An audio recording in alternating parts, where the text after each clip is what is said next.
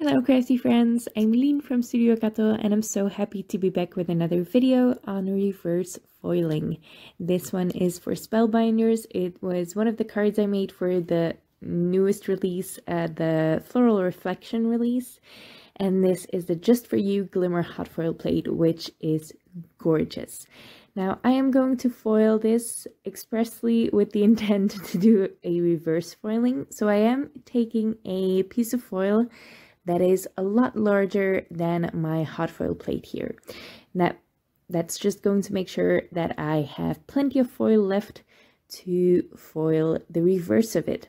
And I won't have to worry too much about the placement of my solid hot foil plate. Now I foiled this in the matte gold foil by Spellbinders and it foiled perfectly. This is Clairefontaine DCP 250 GSM cardstock. I highly recommend this cardstock for foiling and for alcohol markers and for ink blending. It is great cardstock and it's very easy to get in Europe. So if you're not in the US, where you can get the famous Hammermill cardstock, you can get this one instead, and I think it foils perfectly. Now, this is the magic foil plate. This is the Solid Glimmer Hard Foil Plate by Spellbinders, and because it's shaped, it is perfect for making one-layer cards. So you can just foil this heart-shaped reverse image onto any card you want, and that can be your focal point. You won't have to add much to it, but you know I like my dimension, so I am going to cut it out later. Now this foiled amazingly, and if you have another rectangle plate, a solid rectangle foil plate, you can even foil the reverse of this and you'll have a nicely framed heart with the leftovers of that floral image. Now for my background, I kept things really simple and I just embossed a piece of white cardstock with the Radiant Burst embossing folder, also by Spellbinders. And this is just a great way to draw the eye to your focal image, if that gorgeous foiling wasn't enough yet. I'm only adding some blooms and sprigs to this. These are the mini blooms and sprigs by Spellbinders. I really like these, and I die cut a bunch of them for a previous project, which I actually haven't shared yet. I just remembered. The video is on my list to edit. I made this a while ago, but I have all of these pieces left over, and I always keep them in those little Petri dishes. You can get a 20-pack for very cheap on Amazon, and they're perfect for storing tiny die cuts like this.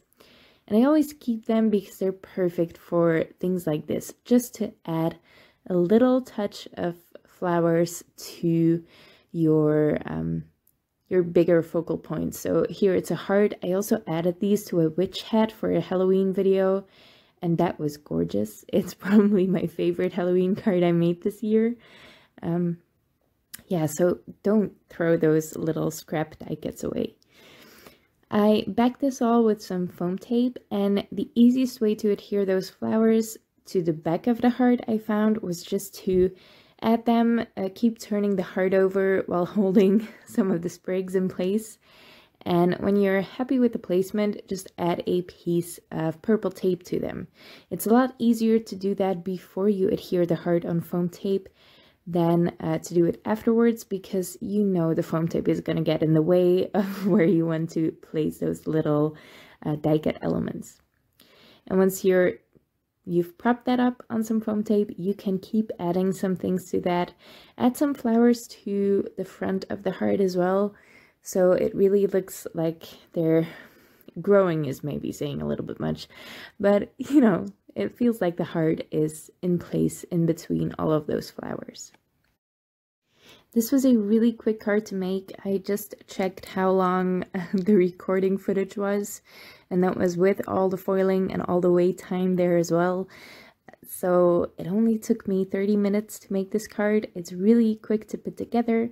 You only need a couple of elements for this, with the embossing folder adding a lot to the card, even though it's quite subtle.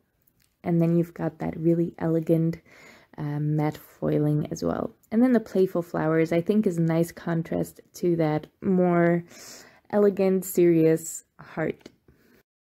Now for these flowers, I always only add some adhesive to the very center of them, and that is mostly so I can prop up the petals a little bit, or zhuzh them up, like Laura Fedora likes to say. It just gives a little bit more movement and more life to the flowers, so I always love to do that, but it's also really handy if you want to keep adding little leaves to them later.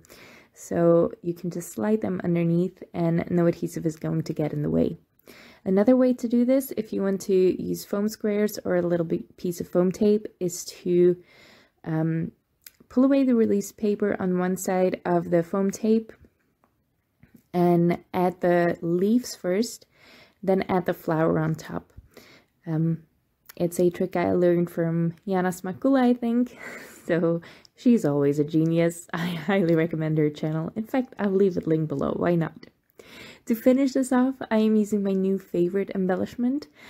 These are the glitter drops from Pink Fresh Studio, and I added a couple of light pink ones to the center of the lighter pink flowers, and then I'm adding some darker pink ones to the center of the darker pink flowers. I really love using embellishments to add a center to my flowers, even though Spellbinders always adds dies that cut the centers for you. I think embellishments just add a little bit more to them, and they're also quicker to add because you don't have to cut another piece out. I hope you like this video. I really love this solid glimmering heart from Spellbinders, and obviously that flower hot fill plate is also really gorgeous, even though I just forgot what it was called, but it will be linked in the description below. I hope you liked the card and I hope you liked the video. If you did, make sure to leave a thumbs up on this video and definitely subscribe to this channel, because I've been a little bit sick lately, so I have a lot of videos recorded, but I couldn't do a voiceover, so I'm catching up now. There should be a video every day. I'm not going to make too many promises, but there's going to be a lot of videos, and there's going to be something big happening in December, so you want to make sure you're subscribed for that. Thank you so much for watching, and I hope to see you next time.